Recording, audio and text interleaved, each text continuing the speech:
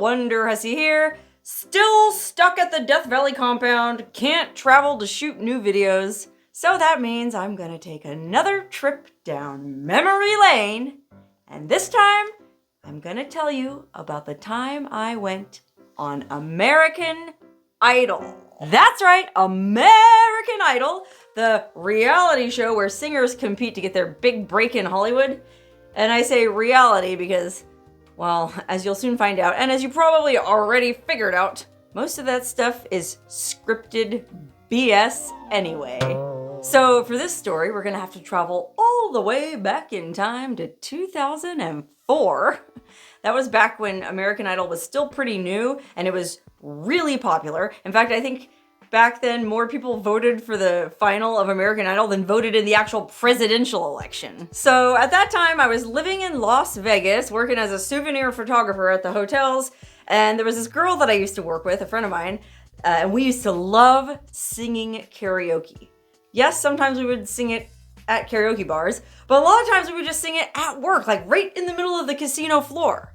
Okay, if you've been watching my channel for a while, you know how I like to break into song randomly on occasion. Well, we used to do that all the damn time, and we knew that we weren't really good singers. We just loved like the theatricality of it, you know, the I can't live if living is without you. We were super dramatic and probably super annoying to everyone around us. Anyway, we both thought it would be super fun to go on American Idol or try to get on American Idol, but unfortunately, she ended up moving away before American Idol ever came to Vegas for auditions. Now, if you've never watched that show, the way it works is the American Idol production staff travels around the country and they do auditions in like 5 or 6 major cities.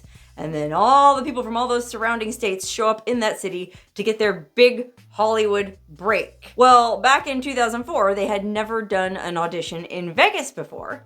But just after my friend moved away, they announced that they were going to have their first ever audition in Las Vegas. So when I heard about the auditions, I decided to go, even though my friend had moved and it meant I'd have to go by myself.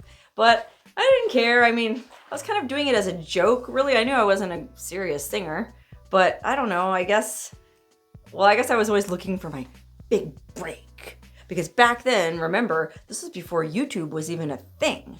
So in those days, you really were at the mercy of these big Hollywood production studios if you wanted to make a living as an entertainer. So even though I wasn't a serious singer, I figured it was worth auditioning because if you remember back then, there was this really bad Asian guy who auditioned one year. I don't know if you remember, he's saying, she bangs, she bangs. Remember that guy? I think his name was William Hung. Anyway, he ended up parlaying that into sort of a Z-list celebrity career. I think he even released his own CD. So I thought to myself, well, gee, I could be at least as bad as that Asian guy. Anyway, at this point, I had already been on one TV show, Jeopardy. So I already kind of knew how it worked with these TV show auditions. I mean, everyone thinks they can make it on these game shows, TV shows. So when you go to the auditions, there's thousands of people there. And you have to do something that'll set yourself apart from everyone else. And so in this situation, ideally, that would have been to sing really well, but as previously mentioned, that wasn't really my skill set. So I had to rely on shtick.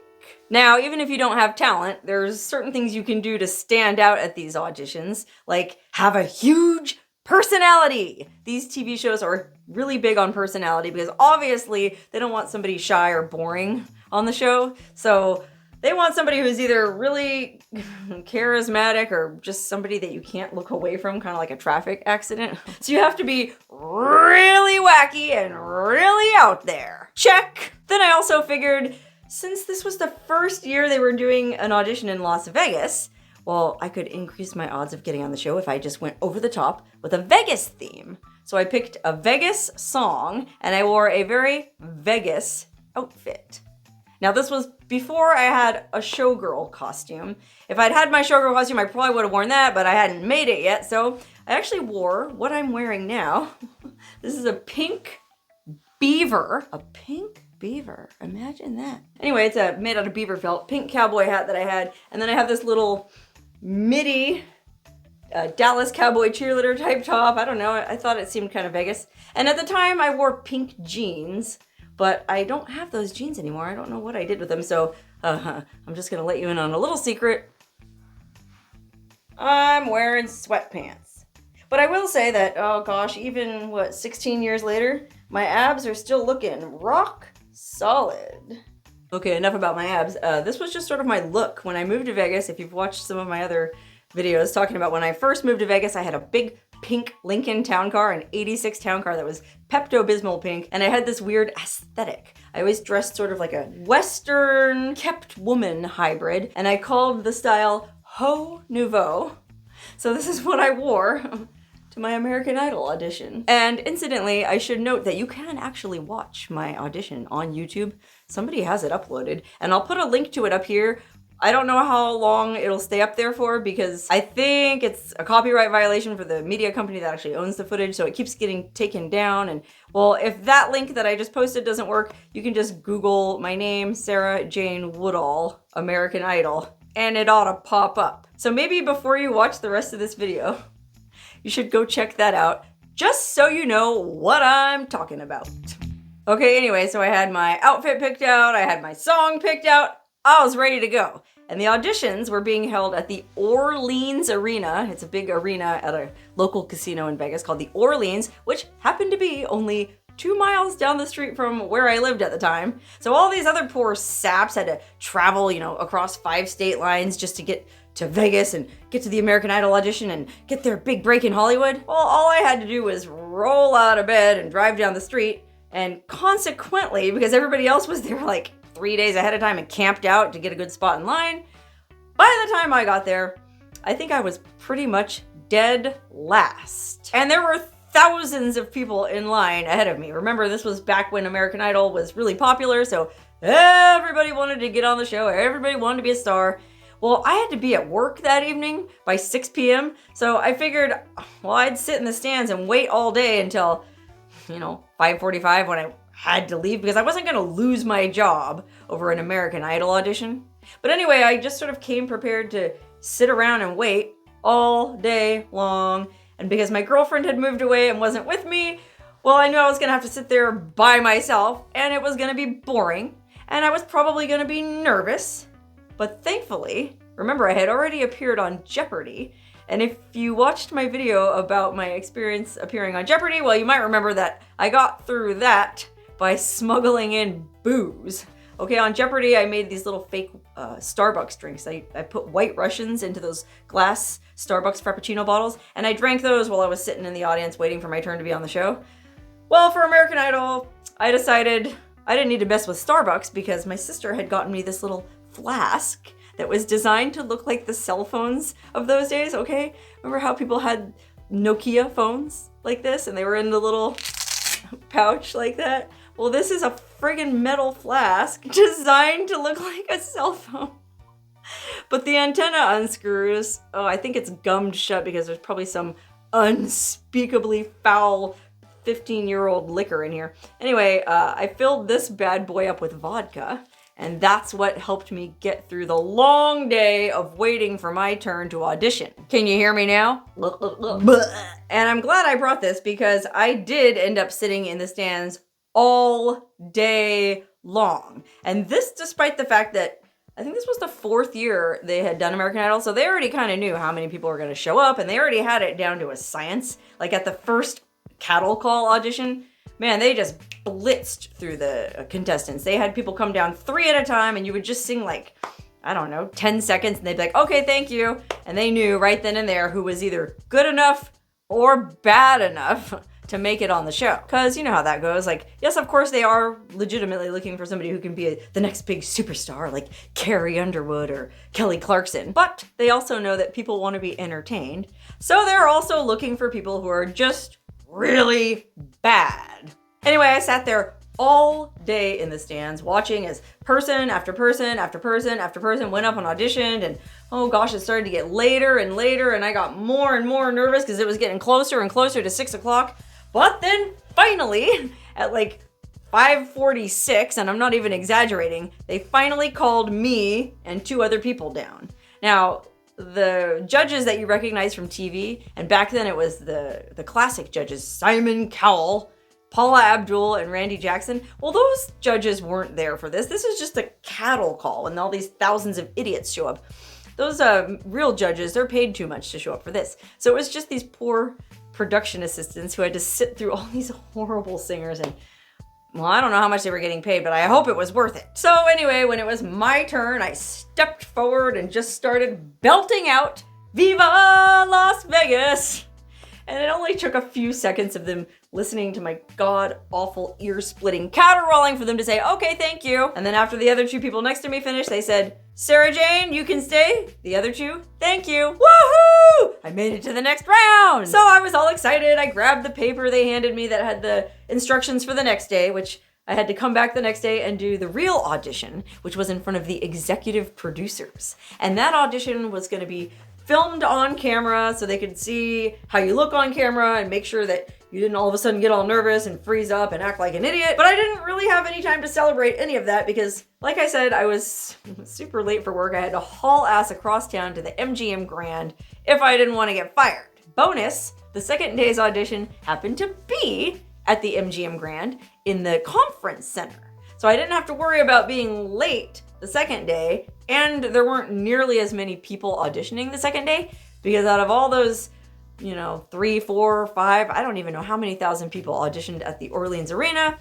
Well, only about 200 or 300 of them made it through to the second round. But even though there were way fewer people at the second day's audition, it wasn't any more pleasant. In fact, I would say it was probably even more unpleasant. Because the first day it was just like random people showing up. Everybody thinks they can get on American Idol. A lot of people are just there for fun, just having a good time. The second day, people were not just there for fun or having a good time. These were people who really wanted to make it big in showbiz. And if you've ever spent any amount of time around people who are trying to make it big in showbiz, well, you know how annoying they can be. And gosh, I remember just sitting there trying not to watch and listen to these people doing their vocal exercises. Me, me, me, me, me. And that's what it really was. Me, me, me, me, me. Bleh. And to make matters worse, they were so cheap on this American Idol production set. Like, I had been on some other TV shows, and even on Jeopardy, they gave you snacks and coffee and lunch. American Idol, they didn't give you anything. Nothing. I think they might have eventually given us bottles of water, but they made us take the labels off them in case, because they would shoot B-roll footage of all the people sitting in the waiting room. They didn't want to accidentally do any free advertising for Dasani or whoever. So yeah, I think they maybe choked up some bottles of water. But other than that, I sat there all day, no food, and we were in the conference center, which there wasn't even any like snack bar or any place to buy food. So it was a long, lonely, boring, thirsty day. Well, it would have been thirsty if it hadn't been for old Trusty here. Remember that ringtone from back in the day? Well, I had to keep making trips to the bathroom to answer my phone. And that's basically what got me through. Anyway, when it was finally my turn, I walked in my Vegas cowgirl outfit and belted out "Viva Las Vegas!" And then they asked me if I had a backup song in case they couldn't get the rights to Viva Las Vegas. But I had already thought ahead, and I had a backup song, which was also kind of a Vegas thing. "Luck Be a Lady Tonight." Remember that one, Frank Sinatra? Anyway, "Luck Be a Lady" isn't as Vegas-y and as dramatic as Viva Las Vegas, so they cut me off after only like 2 bars. But they did give me the golden ticket to come back again for the final audition, which was the one where you would be singing in front of Simon Cowell, Randy Jackson, and Paula Abdul. Woo, yeah! Again, I didn't really have much time to celebrate because, well, I had to go straight to work again and make my crummy $125 so I could pay the crummy rent on my crummy little apartment. But I was super stoked because one of the assistant producers took me aside and told me they wanted to make a little movie about me that they could show me getting ready for the audition, show a little bit of my life in Vegas and what it's like for this random chick in Vegas who's going to audition for American Idol. So the next day, this cameraman and this sound guy came over to my apartment and they filmed me doing all kinds of weird stuff. Like they filmed me driving up and down the strip in my pink Lincoln, and then they filmed me working as a photographer. Obviously they couldn't actually come to my work and video me while I was working, so they kind of set up a fake thing and had me put on my uniform and take pictures. And then they even went on top of the MGM Grand parking garage and filmed me roller skating around, which is actually something I used to do. I used to go roller skating on the roof of the MGM Grand parking garage because nobody would ever go all the way up to the top level. And so it was this perfectly smooth surface with no cars and an amazing view. So after all that, I was even more stoked, and I went to work that night and then got up early the next morning to go in for my big, actual American Idol audition. And now by this time, I guess I was maybe the most nervous of all, not necessarily because I was going to be singing in front of Simon Cowell, but just because, gosh, I'd had to go through so many hoops to get there. Now it was like, oh, it's crunch time. But thankfully, I did have old Trusty with me. I should note that there was no snack bar at the conference center, so that means I couldn't even buy a soda to mix this with. I was just chugging vodka straight.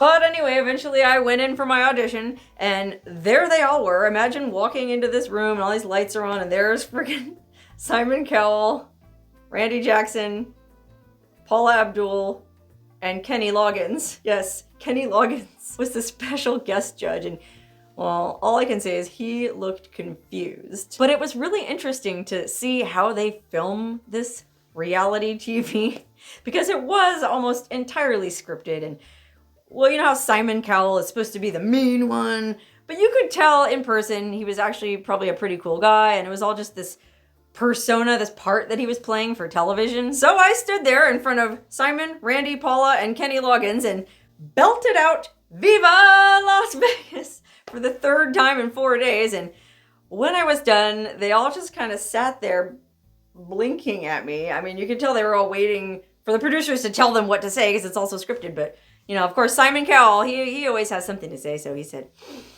Sarah, Sarah, Sarah, you didn't come here because you want to be a singer. You just want to be on television. Well, yeah, isn't that why everybody's here? And that's what I said on the show. You can watch the video if you don't believe me. And he said, well, yeah, but it wasn't good. It wasn't bad. It was just a waste of time. Ouch. But I did take what he was saying because, yeah, I wasn't as bad as the Asian guy, and I certainly wasn't very good. So, golly, I guess it really was just sort of a waste of time. And then Simon said a few other lines, like he tried to make a few other quips and one-liners so that they could edit it all together and make it seem funny in the editing room. And one of the things he said was actually very prescient.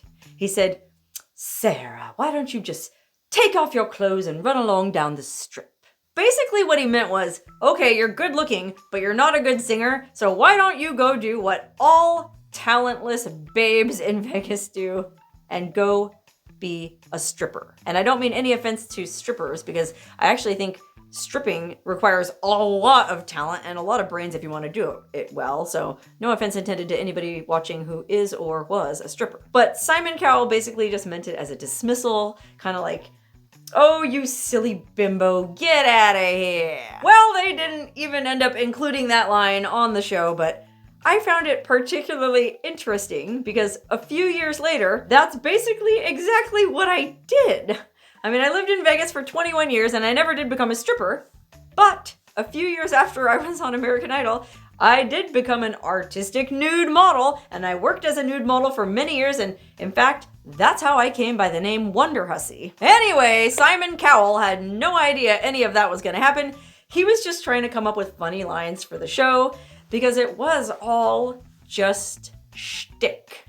And the way he said it, he even winked at me after he said it, kind of like, well, I knew he was just playing a part, and he knew that I knew he was just playing a part. So by winking at me, it was kind of his way of saying, no offense, honey, you understand how it is. And I did understand how it was. I mean, I didn't go on there really expecting to make it onto American Idol. So it's not like I was, crushingly disappointed.